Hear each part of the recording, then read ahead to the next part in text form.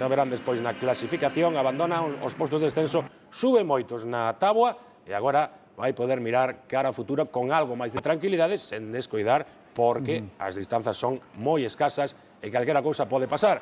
Todo foi máis sinxelo desde o gol que marcou Riqui, claro. Ian tan só 10 minutos de xogo, e Riqui que hoxe xogou como referencia en ataque, con 4 centrocampistas por detrás en misións defensivas, axudaba un pouco máis Adrián cando o equipo atacaba, pero Riqui, que como dicíamos, tivo moitos problemas, non lle apetecía moito, digamos... Sí, dicía que xa non estaba a tempo de aprender, pero bueno, Lotina para iso é bo psicólogo. Pois amosou, ademais, moito perigo, marcou o primeiro gol, Saúl tivo esta oportunidade, un Saúl que tamén se vai afianzando cada vez máis no equipo titular.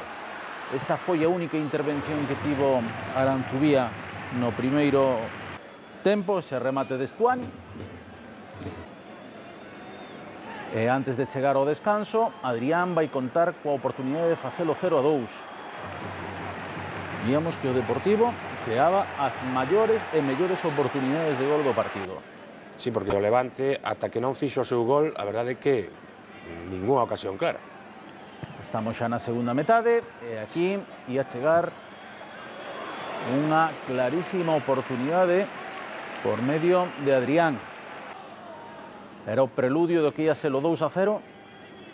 Fíxense que golazo, de que xeito resolve Aitami, central do Deportivo. Sí, sí, sí. Ademais un central que non xogaba. Un central que non xogaba, pois desde que se puxo, desde que cambiou o sistema Lotina con 3 centrais, Aitami titular, e os 3 centrais xa levan marcado nestas 2 xornadas. E ademais, a pasada xornada, con grandes detalles técnicos de Coloto, en esta, pois mira, este gol é un superclase.